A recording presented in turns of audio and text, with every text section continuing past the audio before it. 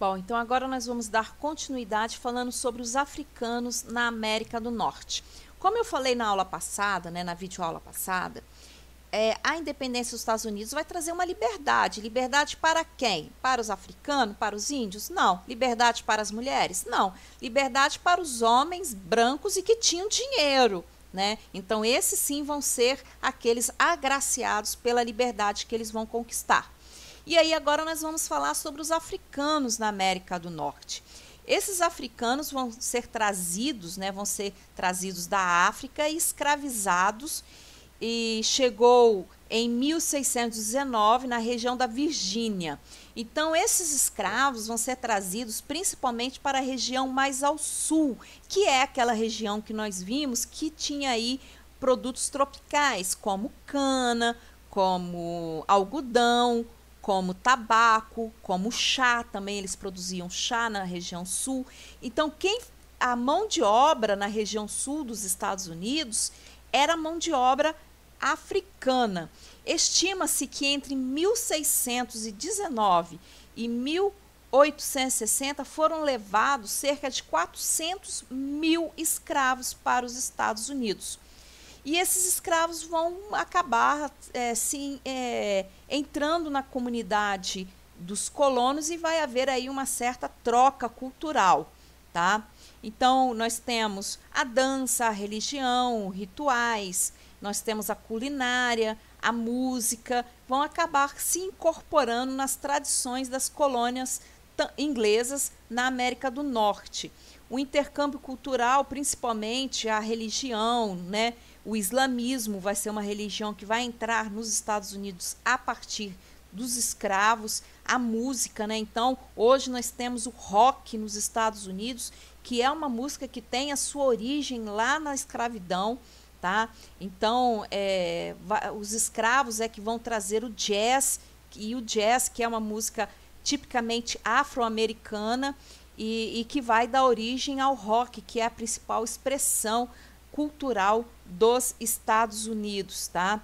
Bom, se eu perguntar para vocês, então, onde tem mais, hoje nos Estados Unidos, onde nós encontramos mais afrodescendentes? No sul dos Estados Unidos ou no norte dos Estados Unidos? No sul dos Estados Unidos, porque lá na sua colonização, os escravos africanos foram levados para o sul, tá?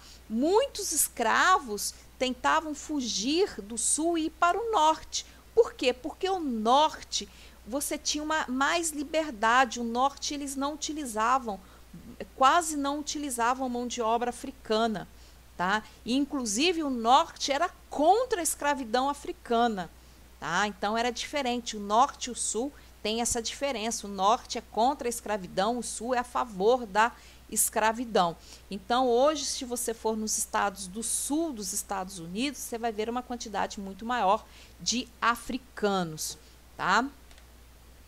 Bom, e aí então, além dos africanos, nós vamos falar agora dos indígenas na América do Norte. E aí, gente, a gente consegue observar índios nos Estados Unidos? Vocês veem índios com frequência nos Estados Unidos? Não, né? Por quê? Porque os índios nos Estados Unidos foram massacrados, foram mortos. Bem diferente aqui do Brasil, que os índios vão ser catequizados, vão receber aí uma certa proteção da Igreja Católica, porque a Igreja Católica vai catequizar esses índios. Lá nos Estados Unidos, nas 13 colônias, esses índios, os colonos não querem catequizar índio nenhum, querem matar os índios para tomarem as suas terras. E assim vai acontecer. Então, são raros, é muito pouco, né? Nos Estados Unidos é muito pouco você ver índio. Por quê? Porque eles foram realmente massacrados. E os índios norte-americanos são muito diferentes dos índios brasileiros, tá? Os índios aqui no Brasil, eles eram índios mais amistosos. Já os índios lá das 13 colônias eram índios mais guerreiros também, e eles vão defender a sua terra até quando conseguiram. Mas, infelizmente, o homem branco, né, ele tem muito mais poder de arma, e aí os índios vão ser massacrados, tá? Os índios, eles vão chegar aí na América do Norte, né? Vão habitar toda a região da América. Então, nós temos vários índios, como os Amanhas, os Paues, os Yawas, os Sioux. Então, são vários tribos com seus costumes, utilizavam muita carne de bisão, couro, né? Tanto que a vestimenta deles, né? Até mesmo por ter uma região mais fria, a vestimenta deles é bem diferente da nossa. Os indígenas Sioux e a luta pelos seus direitos. Os índios dos Estados Unidos, eles lutam, tentam delimitar as terras, né? Os índios que sobraram tentam delimitar as terras, mas não conseguem, né? Existem algumas reservas em Dakota do Norte, na Dakota do Sul, Nebraska e montanha, mas eles tiveram aí as suas terras tomadas, assim como acontece no Brasil, né? Que os índios têm as suas terras todas devastadas pelos garimpeiros. Nos Estados Unidos não podia ser diferente, tá? Hoje nós temos uma população nos Estados Unidos, gente, muito pequena de índios, né? Basicamente 153 mil índios.